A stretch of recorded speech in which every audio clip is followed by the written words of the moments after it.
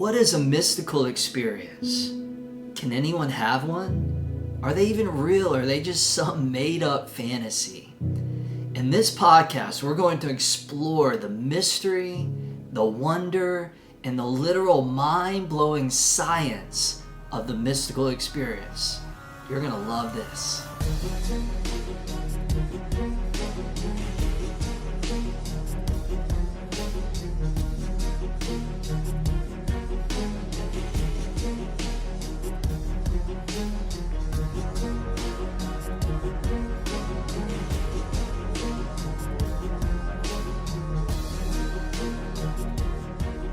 Hey guys, thank you for watching this video. Make sure that you press subscribe and to click on the link to get 3 amazing classes, Power Yoga, Yin Yoga, and meditation to increase that strength, flexibility, and calm.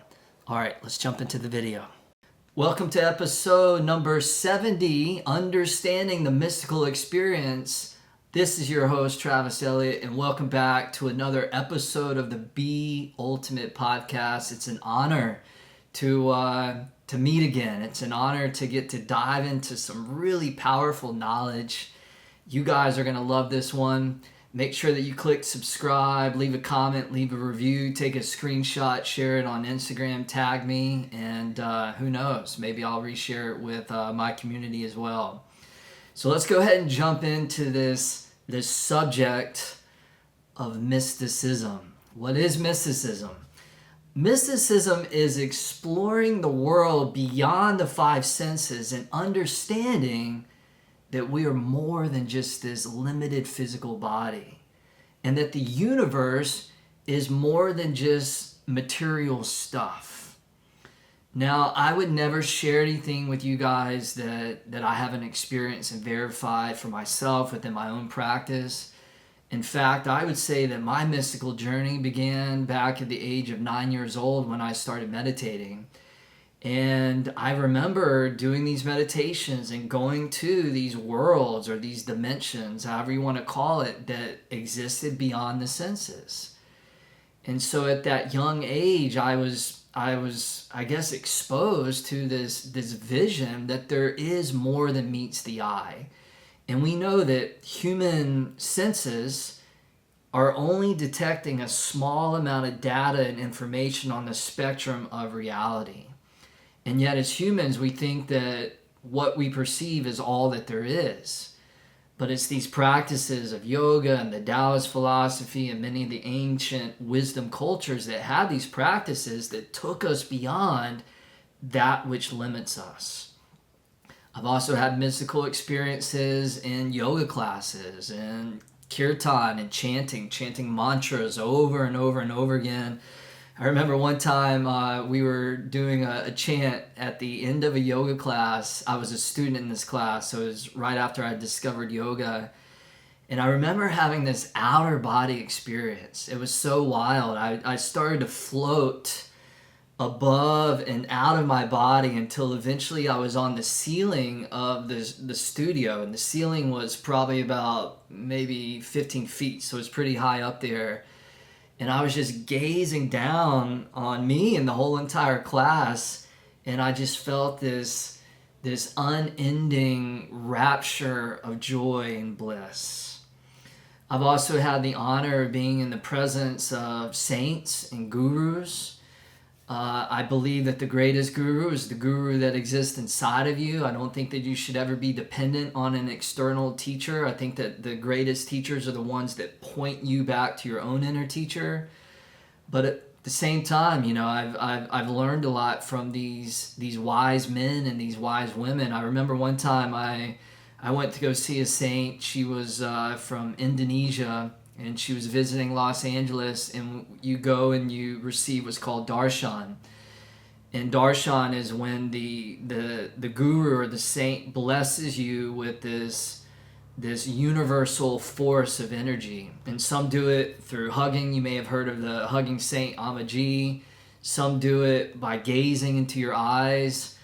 This particular saint, we would go one at a time and kneel down in front of her, and she would put her middle finger right here at the center of the forehead, the third eye. And as soon as she made contact with my third eye, I had my eyes closed, but I just got blasted with this lightning bolt of thunderous energy and light. I'd never experienced it before. It was like, bam! And it was just this huge force of energy. It was literally mind-blowing. I still don't know exactly what that was. Or actually I do, and I'm going to share it with you in this podcast. So there's been that, the presence of saints. I've also been to Bali, and I wrote about this in my book, A Journey into Yin Yoga, about how we met with this Balinese local shaman, and we went to this temple to go receive a water blessing. And when we got to the temple, there was no water around. So we're like walking around this temple, and me and my students are like, where's the water? And eventually the shaman and his translator had us sit down in front of the temple. It was a sunny, hot afternoon. And we started doing this chanting, and we started doing these practices, and he was beating on this drum. And then all of a sudden, these clouds started to appear in the sky. And they started to drift over to where we were in front of the temple. And then the clouds, I kid you not, just unleashed a torrent of rain on top of us. So this shaman, in his water blessing, he was able to master the elements, and he made it rain. That was probably the wildest thing that I've ever seen, the most mystical thing, especially with my eyes open looking out. And then many, many mystical experiences on meditation retreats. I'm a big fan of going on these retreats because, you know, when you're in your normal routine, your normal life, and you're meditating 20 minutes here, 20 minutes there, an hour of yoga here, it's great, it's powerful. But when you go on a retreat, you're just doing a full dive, deep immersion, and you're just meditating 10, 12 hours a day, day after day, day after day. I've done 3-day retreats, 10-day retreats, 14-day retreats. And I remember being on a Vipassana retreat in Northern California in the Goenka tradition, and getting to, you know, day 5, day 6 of this 10-day retreat, and my body just dissolving into light. And I remember one time being taken on this tour of my whole entire being as if I was on a subatomic level. I was beneath the physical material matter of my body, and I was seeing the energy and seeing the light and seeing the subatomic particles all just vibrating energy. And it wasn't something that only lasted a second or two. This lasted for hours, and day after day after day. Sometimes in meditation retreats, I would hear the most beautiful, angelic choirs of music. Just more real than if I was to go crank up a stereo and listen to music. Just so pristine and so beautiful and so exquisite. So I don't tell you these experiences to brag about it, but to just let you know that what I'm about to share with you, again, that I have verified within my own practice and my own experience. Albert Einstein, the great mystical scientist, says the most beautiful thing that we can experience is the mysterious. It is the true source of all art and science. So the mystic, they go to the source, right? They go to the source of who we are. They go to the source of the universe. And when you go to the source, it's infinite. You access infinite knowledge and wisdom and creativity. And it's from that place that we're able to bring that forth into this physical manifested world. Dr. Joe Dispenza says, science is the contemporary language of mysticism. If you're not familiar with Dr. Joe, check out his books. I've done a lot of study with him. And he's great. He's great at translating the mystical experience and conveying on a scientific level exactly what's happening. And he brings in scientists to his events and to his work to measure all that we're going to dive into. So how does the mystical experience happen? Well, sometimes it can happen outside of our yoga and meditation practice. Sometimes it can be these little glimpses. In Japanese Zen, they call it satori, just a brief little moment of awakening that can happen when you're walking through the forest or walking through the mountains, or perhaps watching a beautiful sunset or a stunning sunrise. Can also happen in moments of falling in love. The same chemicals that we experience when we fall in love also are produced when we have a mystical experience. But usually the mystical experience happens in practice. It happens in those moments of meditation, of chanting, of deep prayer.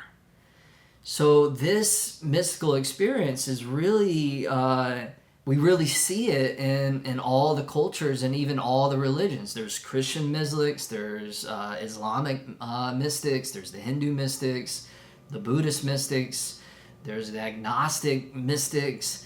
Mystics exist in all these different branches of spirituality. So it really starts, we begin to create the conditions of a mystical experience by quieting down the mind and also focusing the mind. Because when the mind is full of noise and when the mind is distracted, we're too obsessed with the external world. And this is an inner exploration. Now, you can't force the mystical experience to happen. It's not something that you can effort your way into. So it really becomes an act of grace. And when it comes, it's like the moment before a storm, where everything just gets really, really quiet. And you can feel within every fiber of your body almost an element of danger, but a really good danger. The danger of stepping into the mystery, of stepping into the unknown, of stepping out of certainty into uncertainty. And you know without a shadow of doubt that you are about to get cracked wide open. And this is a very, very important moment because there's two things that can happen in this moment where you're on the precipice of the mystical experience. Option one, which happens to a lot of us and has happened to me, is you shut down. You're like, holy shit, what's about to happen? This is like too intense. So you contract and you go into fear. Or option number two is to say, you know what? Bring it on, baby. Let's do this. I'm ready. So it's a moment of courage. You can meet the moment from fear and contraction, or you can meet it with a sense of courage, adventure, and openness, and just be ready to go with the flow. Obviously, if you go with option one, you're not going to have the experience. You're going to shut it down. It's like a garden hose is flowing, and then all of a sudden you crank it up and you stop the flow from happening. So when it does happen, it feels like an energetic explosion. It's like blast off. It's like that moment in Star Wars where they go into hyper speed and it feels like you're going down this tunnel, like you're going down this wormhole. And when I was on Vipassana retreat and I had that subatomic tour of my entire being, I did go down this wormhole of light, and it felt like I was on this roller coaster, barely holding on, and then eventually, boom! It all of a sudden stopped, and it was as if I was just floating in space, and grace, and bliss, and that in that moment, nothing was missing. Nothing was lacking. That all there was is I was just satiated with profound gratitude and love. As Joe Dispenza says, it is the most familiar, unfamiliar experience you will ever have. In that moment, you transcend polarity and duality. And you find unity and singularity. There's just oneness. This is why all the great yogis and sages, they talk about oneness. The goal of yoga is to achieve this oneness with the universe. It's like the raindrop disappearing into the ocean. Or as Ralph Waldo Emerson puts it, Within man is the soul of the whole, the wise silence, the universal beauty, to which every part and particle is equally related, the eternal one. It's all about the oneness. And often in that experience, you have visions, you see things, you see images, you see movies, you see color, you see light. Very often I have students that come up to me after a class and they're freaked out. They're like, Travis, I was seeing purple, I was seeing light, I was having, these flashbacks. What was that? Well, we're going to talk about what it is on a scientific level. So let's explore what exactly is happening on a scientific level. So first of all, what happens is that there's a freeing of energy in the lower energy centers, sometimes referred to as chakra. And chakra means a wheel. So it's like a spinning wheel of energy. And I'm going to do a podcast solely on the energy centers and chakras soon. So we'll dive into the chakras more. But just know that we have these energy centers, which are huge junctures within this central channel of what we call the Sushumna Nadi. So this runs from the tailbone all the way up through the top of the head, through the crown. And a lot of us are stuck and the energy is trapped and frozen down in these lower energy centers. So we're living in survival mode. We're dominated by sexual thoughts. We're dominated by our ego. All of these are indicative of being stuck in those lower energy centers. So the mystical experience is about moving and awakening this primal energy up the spine, up that Sushumna Nadi. But there's also more than just energy. There's a substance inside of the spine called the cerebral spinal fluid, and this is made of protein, salt, solution, and also charge molecules. And this cerebral spinal fluid, along with the energy, begins to move up the spine through something called intrathecal pressure. So this intrathecal pressure causes that uprising of energy. So now we're moving up to the heart. And when we move out of those lower energy centers and we get to the heart, now we're no longer feeling separation. You're starting to feel connected to the whole. And as this energy continues to move up, it creates what's called an inductance field. And this is a field or a flow of electromagnetic energy which the normal human eye cannot see. The mystic can often see it. But this energy can be measured on scientific instruments. It can also be felt when you're around somebody who is benevolent and very special. You feel that energy. And when you're around somebody that's dark and evil and toxic and negative, you also feel that energy. So we all have this field of energy. But the mystic's inductance field is organized energy. It's not chaotic. It's not dissonant. It's harmonious. It's elegant. And so you created this inductance field of electromagnetic energy, and as that energy continues to rise up into the brainstem, it reaches the thalamic gate, might be called thalamic gate. This thalamic gate in the brainstem, it begins to open up. And when this happened, the brain waves begin to shift. So now the brain waves go into what's called gamma brainwave pattern. And gamma brainwave pattern is very fast, but it's an organized, rapid brain waves. So now the brain's vibrating at a very, very high level. But again, it's organized. So it's not like what we call high beta brainwave patterns. It's fast, but it's also chaotic and disorganized. So everything is organized and elegant in the mystical experience.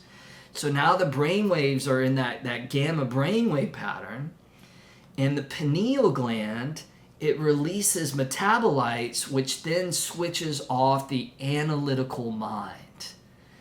Now, they've been doing a lot of research lately on plant medicine, whether it's mushrooms or there's a lot of buzz around ayahuasca. And something that they've been talking a lot about is this idea of the default mode network inside the brain. And the default mode network, to my understanding, is the part of us that creates ego and identity and separation. So the moment that we switch off that default mode network in plant medicine or through the mystical experience, separate of needing ayahuasca or separate of needing to take some outward substance, you can do this all without that stuff. I believe that this is also the moment where that default mode network switches off. And so now the pineal gland signals to the pituitary gland, and now the pituitary gland begins to release a flood or a cascade of these feel-good hormones and chemicals. One of these is called oxytocin. And oxytocin is the love or the connection chemical. Another one is called vasopressin. So the oxytocin, it signals nitrous oxide. And if you've ever been to the dentist to go get major surgery, you know that nitrous oxide is a really good thing, right? Like you want the nitrous oxide. Well, again, you don't have to go to the dentist to get it. We all have this alchemy and this pharmacy within us.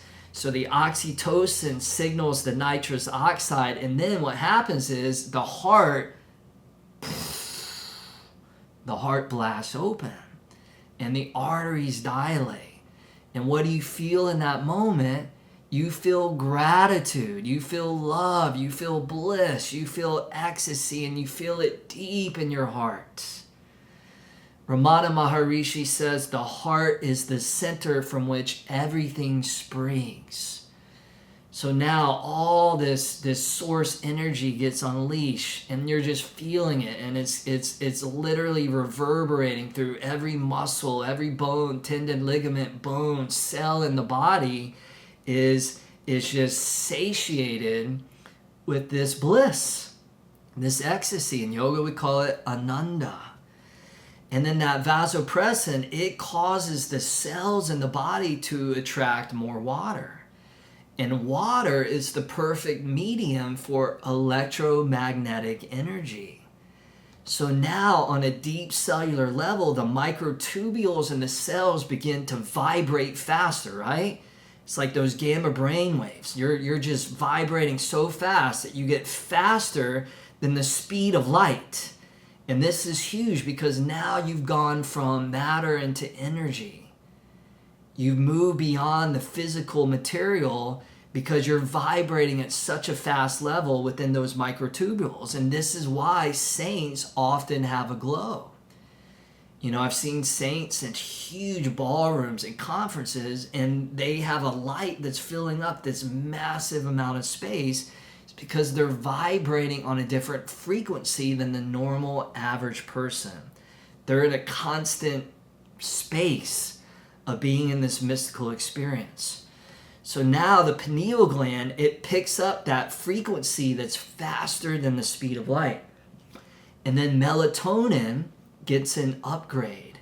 And this is important because the melatonin opposes the stress hormones and chemicals, and now your body can move from survival mode into rest and recovery and repair.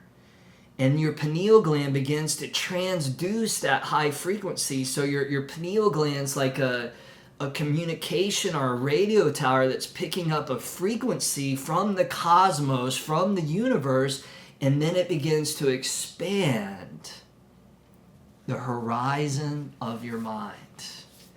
Your mind widens. The scope of your senses begin to broaden. And you begin to transduce this frequency very often into that vivid imagery. This is where you have those inner visions. This is where you see the colors. This is where you see the light. So that's where the colors are coming from, is from people's pineal gland picking up that frequency from the big self, from the cosmos, from the universe. And then as you have this mystical experience, this lays down new circuitry in the brain, which allows you to, again, perceive a wider spectrum of reality. Pretty amazing, right? So the mystic, they come out of the mystical experience, and now they're perceiving the world around them in a whole different way. They're walking through the forest and they don't see trees like a normal person sees trees. They see the tree as this live, animated entity vibrating with this source energy. And you see it in the ground, and you see it in rocks, you see it in inanimate objects, you see it in other people, you see it in all things. And now you have this visceral experience that when the mystics say that we're all one, it's not just some new age, huffy puffy theory, that it's legit and it's real. And so now you're going through the world and you're realizing that everything that you think and everything that you say and everything that you do doesn't just have an impact on you, it has an impact on everybody else. And so now you begin to conduct yourself in a more noble, wise, dignified way, because you're no longer operating in separation mode. You're no longer othering other people. You're not a Republican othering the Democrats. You're not a Democrats othering the Republicans. You're not othering other nationalities, other skin colors and ethnicities. You realize the absurdity of all that. And that's all part of the great illusion, or what we call Maya. Suzuki Roshi says, gaining enlightenment is an accident. Spiritual practice simply makes us accident prone. So you can't make the mystical experience happen. You can't force it. You can't meet it with aggression. The more that you try to force it, the more that you try to will your way into it, the less likely it is to happen for you. So all we can do is just show up. We just show up and we do the practice, and then one day, boom, it happens. So let's talk a little bit about the echo and the effects of the mystical experience, of how this gives you a tremendous upgrade within your health and your well-being. Well, number one, it stimulates stem cells. So now your stem cells are activated and you can go and create better quality tissue and better organs and better systems in the body. It also releases a flood of antioxidants, and we know that the higher the oxidation rate, the quickly things begin to deteriorate. So this slows down the aging process. Maybe when you hear these stories of these yogis that live to be hundreds of years old, maybe they had mastered this. Number three, it also produces neurogenesis. And neurogenesis is the growth of new neurons in your brain. So your brain stays healthy. You ward off brain diseases like dementia and Alzheimer's. You stay sharp in the brain. Number four, it creates greater coherence. So you have better coherence in the brain. The right hemisphere is able to communicate to the left. The left is able to communicate to the right. And then the brain's able to effectively communicate throughout the whole entire nervous system. So you're literally getting a biological upgrade when you have the mystical experience. It also lengthens the telomeres. The telomeres are those little caps at the end of your DNA strands. And the longer the telomeres, the longer the longevity of your life. And then lastly, it improves your immune function, and they measured it to improve it by up to 50%. So you're not getting sick, your immune system is resilient, you're staying strong, you're staying healthy, and that's because of those feel-good hormones of what you feel with the oxytocin, the vasopressin, where the heart just blasts open, and you feel the gratitude. Gratitude decreases inflammation. So look, there's many different types of mystical experience, and the ones that I've shared with you guys are just my experience. It doesn't mean that's the only way for you to have a mystical experience, or that somebody can't have their own unique interaction with oneness in the universe. But I just want to share what my direct experience was with you. Now, Confucius said, I hear and I forget. I see and I remember, I do and I understand. So to hear this knowledge is just one thing, to see it is just one thing, but you have to do it in order to understand. So how do you understand this? How do you do the mystical experience? Remember the quote, that enlightenment is an accident. Spiritual practice makes you accident prone. You can't make it happen, but you can create the fertile conditions for it to become likely and much more possible for it to happen for you. And how do you do that? Well, the way that I've done it again is through yoga practice, through long, deep breath work, pranayama, chanting mantras over and over and over and over again, prayer, deep prayer, and also meditation. These are the practices that have worked for me, and also the practices that the great sages and yogis and spiritual masters and sadhus have also used for many, many, many, many years. So if they can do it and I can do it, I know that you can do it as well. Now I want to finish with a last little story here, and this is a story from the great Zen master Ajahn Chah. And Ajahn Chah was this revered monk who had had all these mystical experiences. But there was an elder, wiser monk that lived out in the forest that Ajahn Chah went to go see. He went to go see this master that was even more revered than he was as a younger monk. And he explained to the older monk his mystical experiences. And he shared, I dissolved into light and I was able to see past life experiences and all sorts of mystical things that had happened. And the older, wiser monk stopped Ajahn Chah and he said, "You've missed the point. The point is that you've had all these great mystical experiences. What the point is to whom are these experiences happening to?" So I wanted to finish with that story with you guys because very often we can get attached to having these mystical experiences. And if we do have it, the next time we show up for a meditation, there's a good chance that we may not have it again. And I've gone months and years where I didn't have the fireworks going off in meditation. It was monotonous. You're just showing up and it can very often just be tedious. So you don't ever want to get attached to the fireworks of your meditation and your yoga practice. When the older monk asked Ajahn Chah, "To whom has this happened?" that's the point. Is he's directing him to this place that's even beyond and even deeper than the mystical experience, because the mystical experience is temporary. But the dimension that's beyond what's impermanent, it's what's eternal. And the question was, what part of you is this happening to? And that part is the awareness. It's the soul. It's the spirit.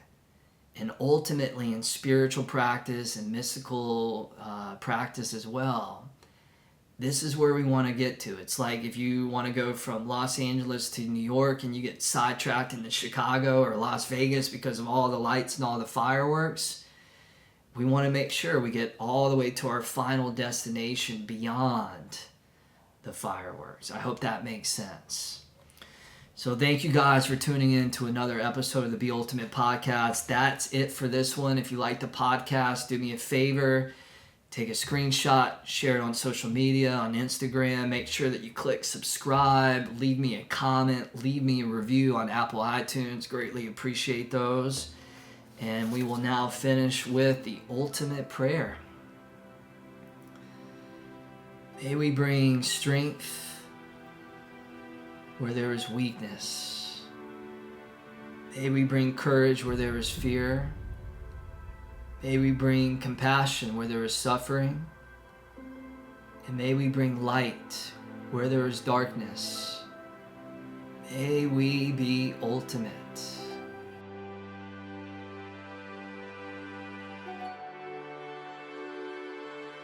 Hey guys, I hope you enjoyed this video. Make sure that you click subscribe and also click the link to get those 3 amazing classes: Power Yoga, Yin Yoga, and Meditation.